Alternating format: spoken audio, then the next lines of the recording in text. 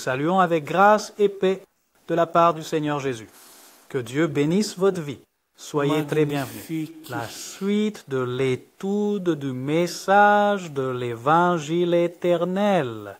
Aujourd'hui, c'est l'étude numéro 2. Nous allons continuer avec Apocalypse 14, verset 7, en comprenant cet Évangile qui est présenté là. Mais, avant ça, prions, qu'il puisse nous bénir et nous guider pour comprendre la vérité. Prions. Je t'invite à fermer les yeux avec moi. Seigneur notre Père, nous te remercions pour l'opportunité d'étudier encore une fois ta sainte parole. Nous demandons au Seigneur de répandre son esprit sur nous, de nous parler, de nous aider à comprendre ta parole. Et surtout, graver dans nos esprits et cœurs pour ne pas oublier et nous aider à obéir. Nous demandons ces bénédictions au nom de Christ Jésus. Amen. Notre premier texte, si vous êtes dans Apocalypse 14, verset 7, lisons-le ensemble. Il dit ceci: « Craignez Dieu et donnez-lui gloire, car l'heure de son jugement est arrivée. Et adorez, c'est celui qui a fait le ciel et la terre et la mer et les sources des eaux. » Dans la première étude, nous apprenons à quel point nous sommes prêts pour ce jugement de Dieu, car nous serons tous jugés.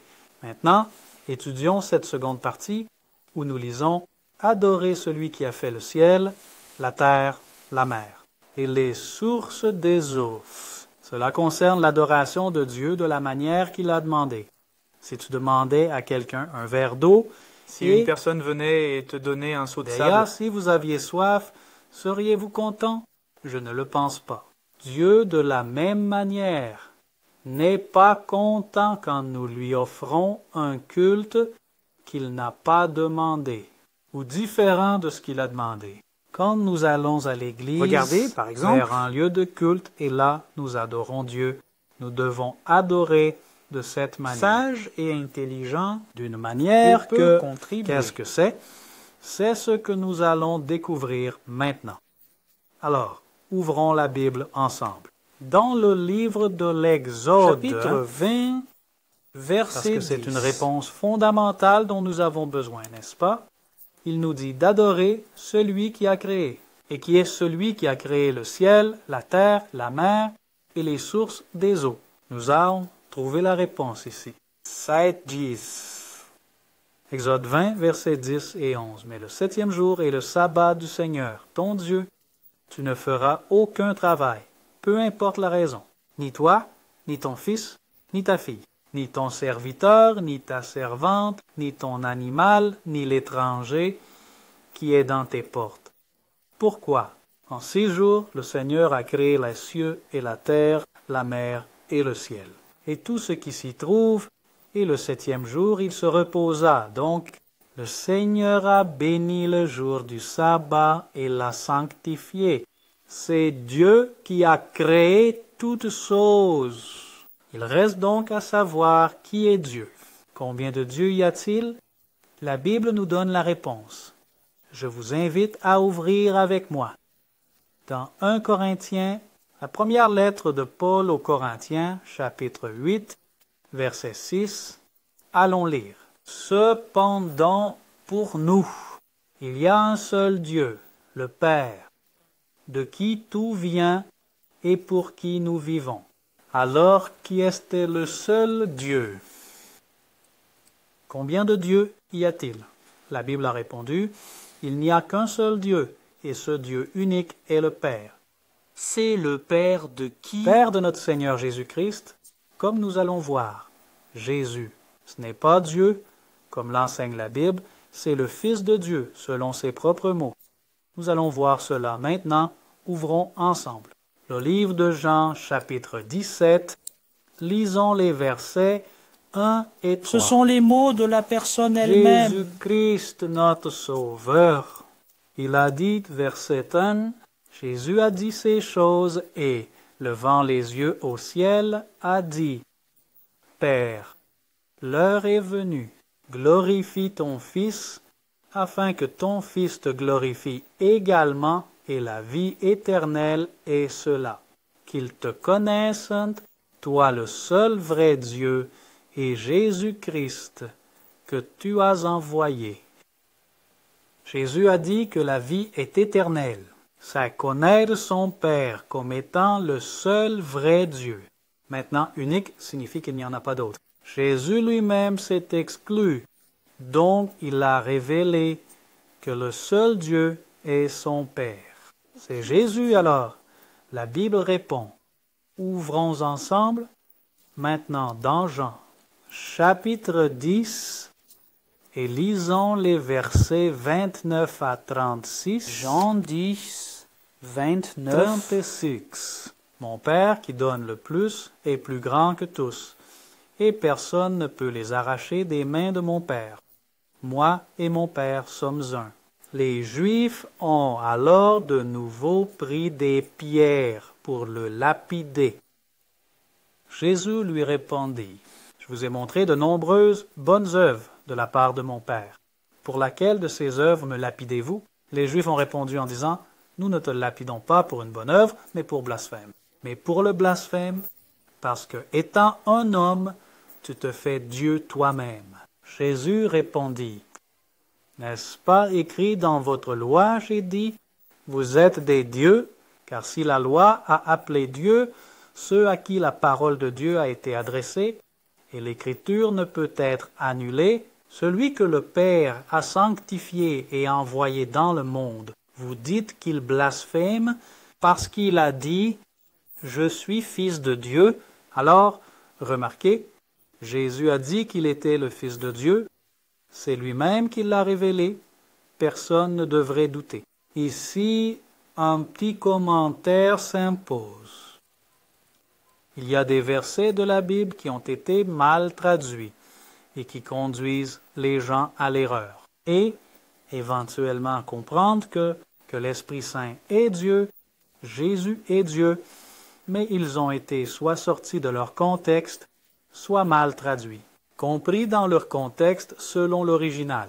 Aucun des versets ne contredira les croyances. Des mots clairs que nous lisons ici. Que du Seigneur Jésus. Au fait, nous allons lire maintenant une scène d'adoration qui a été contemplée par le prophète Jean et rapportée par lui dans le livre de l'Apocalypse, chapitre 5, verset 8. Verset 3. Dozomada, qui reçoit l'adoration dans l'univers. Apocalypse 5, verset 13. Et moi, j'ai tout vu, créature présente dans le ciel, sur terre, sous terre et en mer, et à toutes les choses qui y sont à dire, à celui qui est assis sur le trône et à l'agneau, soit les actions de grâce, gloire, honneur à Dieu. Gloire et puissance pour tous, toujours. Qui était adoré ici? Celui qui est assis sur le trône, c'est-à-dire Dieu, le Père. Et au-delà de lui, on dit qu'il y a l'agneau. L'agneau, c'est Jésus. Une fois, Jean, le révélateur, ou plutôt Jean le Baptiste. Il a pointé vers Jésus et a dit, « Voici l'agneau de Dieu, qui enlève le péché. » Ce texte est en jeu. 1,29. Donc, seul le Père et le Fils reçoivent l'adoration de tous les êtres de l'univers, ou plutôt presque tous. Seulement ici, sur cette planète Terre, il y a des gens qui adorent les autres, pas seulement eux-mêmes. Mais Dieu est-il satisfait? Dieu est-il heureux quand quelqu'un dit qu'il adore Dieu et adore un autre? Seriez-vous content si vous étiez marié et que votre mari ou votre femme disait non, je suis avec vous, puis vous les voyez enlacés avec un autre ou une autre? Certainement pas. Dieu compare L'infidélité conjugale à l'infidélité dans l'adoration.